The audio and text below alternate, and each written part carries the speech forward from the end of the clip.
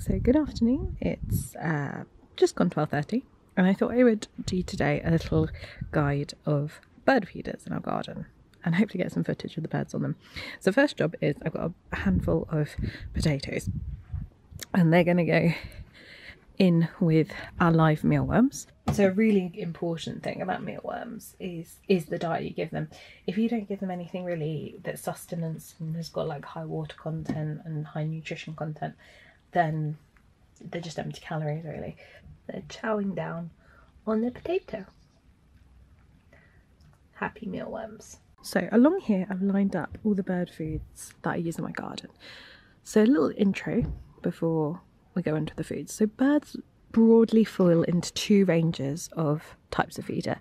So you've got your insectivorous birds and you've got your granivorous birds. Granivorous are mainly things like finches, pigeons, that kind of thing, that eat mainly grain. And then we've got our insectivores that generally should be eating insects. And obviously on a bird feeder, my mealworms are a really good source of insects, and I'll talk to you about the birds that are likely to eat those in a moment.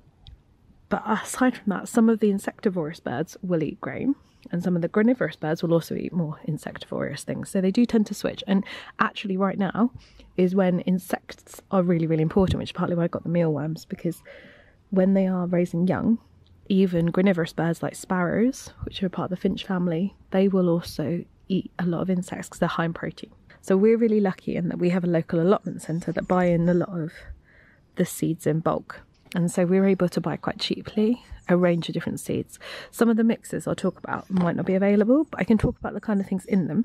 A really, really popular one is this. They call it Four Island Mix, I think. I think that's what they call it.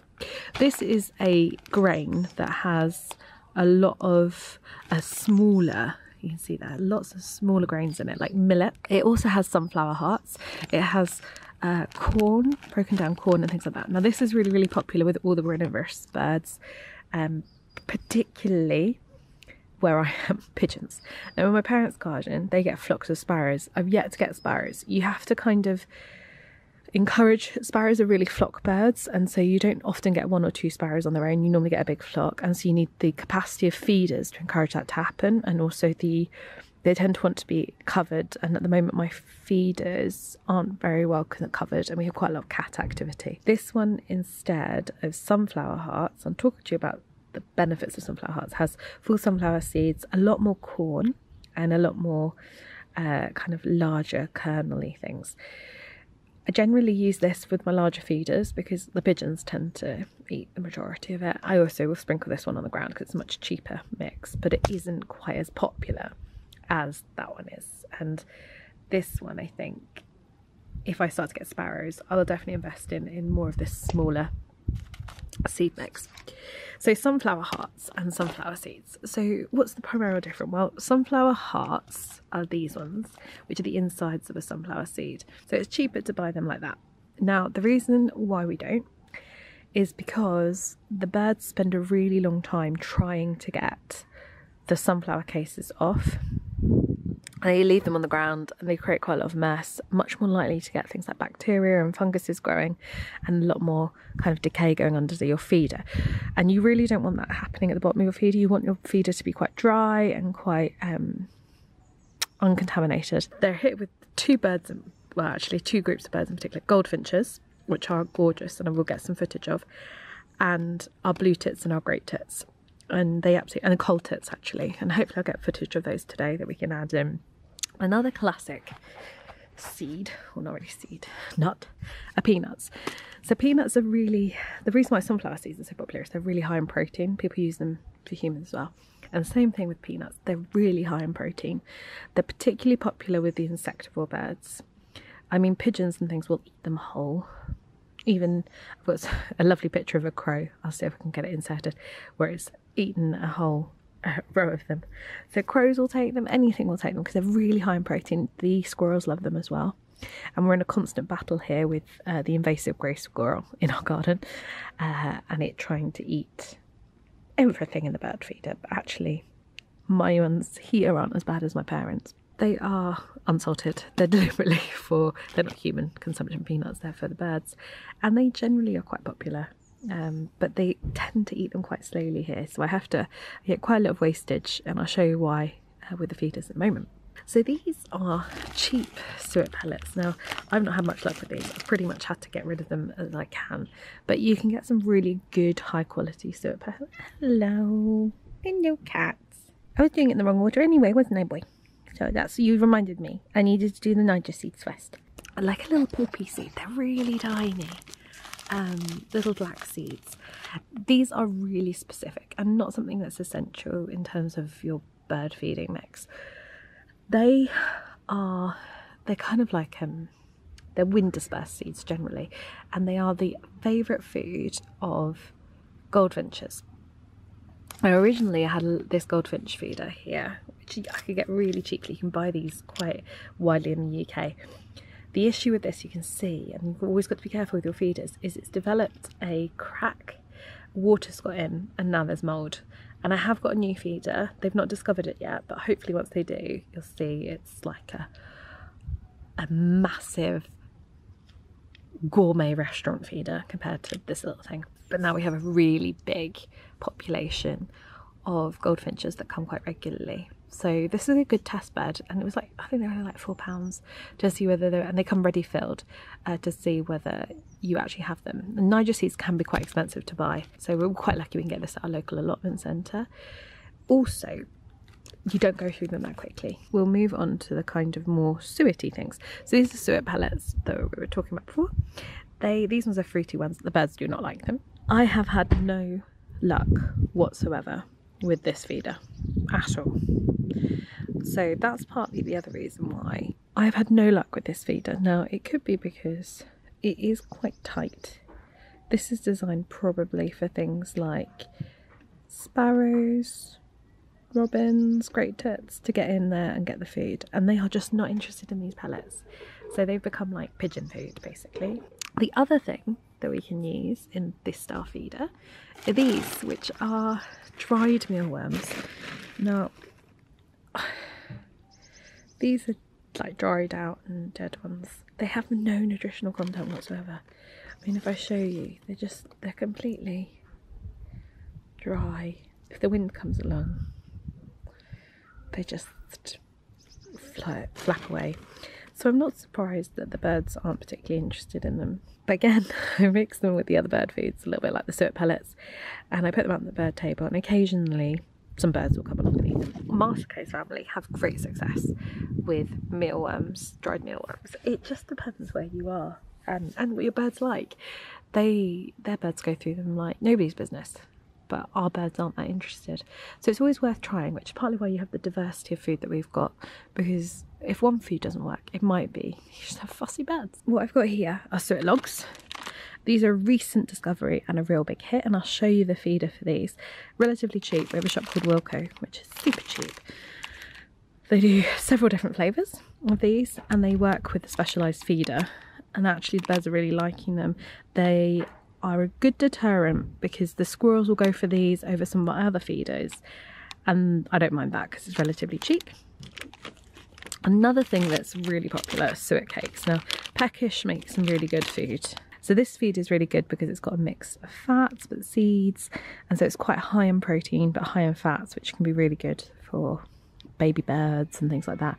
And lots of the insectivores, you can see the pictures here. There's two types of, that's a long-tailed tit on there and that's a blue tit. And actually long-tailed tits do really like these. But the actual hit from Peckish is this one. These are their nuggets. And in the current crisis, you can't find them anywhere. But lots of other companies are coming out with really similar stuff, and I'll show you the nugget feeder they produce, which has been really, really good. And we have had long-tailed tits, and we get regularly things like starlings and things like that. The things I've shown you so far are the food that we put in, so like the seeds, peanuts, blah, blah, blah, blah. I'll show you the setups that we have around the garden in terms of how we do it. I like these metal feeders quite a lot because you can hang 4 different feeders, and what I deliberately do is offer 4 different types of food on each feeder. So this is actually the Peckish produced feeder for the nuggets, and this is super, super, super popular. One of the big downsides of it, and partly why I don't refill it as often as I might want to, is you get a lot of stuff on the ground, and sometimes it can go really slimy and horrible. Now in the summer it's not, but in the winter it got really slimy and horrible. It wasn't very nice. So these are my favourite feeders for sunflower hearts. The reason I like these is they have a cage around them. The cage is for the squirrels. The squirrels will eat as many of these as they can, but in particular what the squirrels will do, which you don't want them to do, is they will bite through the metal and make big holes in your feeder.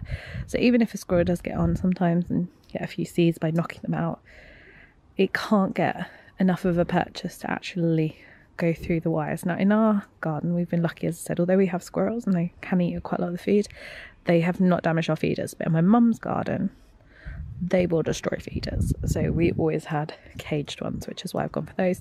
And so traditionally I then, because the holes are relatively small, I put sunflower hearts in these. This one I use for peanuts. As I said, the one issue with the peanut feeders though is that the birds just don't go through them that quickly. So often I have to then tip them out, replenish them, because they can get damp and you don't want mould in your feeder because that will really put off the birds. This is actually a plastic feeder, but I have deliberately put the island mix in here, which is the kind of millety seed one. The squirrels aren't interested in that. If you put anything that a squirrel's interested in a plastic feeder, so like peanuts or something like that, they will destroy it. They'll just chew around there, you won't have a feeder anymore. So always do think about it. These came free with, I would never buy plastic generally, but these ones came free with the feeding stations when we originally got. With each of the feeders, they come with a water bowl, which I try to refill every day, and this mesh thing, which sometimes you put things in. Now you do have to be clever with this. You have to position the mesh thing a decent distance away that the squirrels can't sit on there and eat the seeds out of the feeder. So that is exactly what we've done here. So we have another freebie that came with the garden, which is this bird bath, water bath, that we just fill up every time we use the hose, and the birds quite like it, but obviously they also have a lovely pond which they like to drink in and bathe in. One thing to also note about your feeders is positioning. When you are positioning your feeders, make sure that nearby is foliage for the birds to escape into. If they don't feel secure or if they feel overexposed, they won't use it. Equally, I try to make sure at the ground level that it's very clear at the bottom. Some of the birds, like our dunnocks, will never ever go on the feeder, but they'll be at the bottom eating the food that comes off. Now we have lots of cats, including our own Smokey. Thankfully Smokey doesn't really catch birds. He likes to sit and watch them, but he hasn't really ever tried to catch them. He's a bit too lazy, but other cats do. So even this bit here, I will try and make sure that I keep clear so the cats can't sit there and pounce on the birds, and I give them quite a wide area in front of it where they know that they're safe to be able to go around and do things. And I'll show you how the one at the front is as well. But yeah, so behind there's foliage for them to be in, but at the base it's quite clear so that they are unlucky to be pounced upon. Front feeders.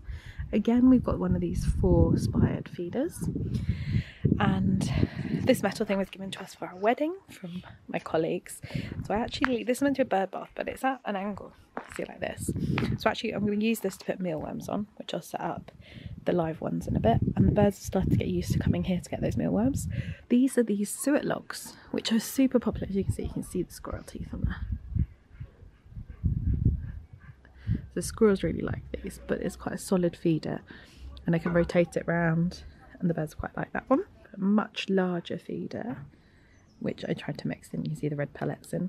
This one is so close to the water bowl that the squirrels and the pigeons eat quite a lot of it, but that works fine, not a problem at all. And here is my new investment, which I'm trying out, which is a massive Niger feeder. Now I think the food has gone down a little bit. I feel like putting a line on it and seeing how far they do, but you can see the holes are much smaller, and hopefully the goldfinches will start using it, which would be good. I also have this feeder, which I'll put some food in a moment, which I was given by my friend. It's lovely, and the birds like to sit on it and eat it, so it's really nice. Bushes either side that if they want to land in they can. Tree above so they can jump down into here, but it's clear here so that if they're out on the ground, they're unlikely to get caught by cats and things like that.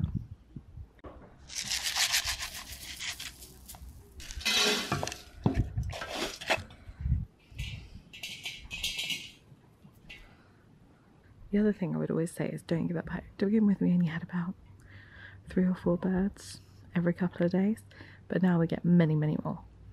Stay tuned right to the end to see the footage of our visiting birds. So that is a tour of all our feeders. And hello. Hello. So that's goodbye from me and Smokey. And we will insert some footage of the birds using the feeder, also known as Smokey's personal TV channel. Thank you for watching.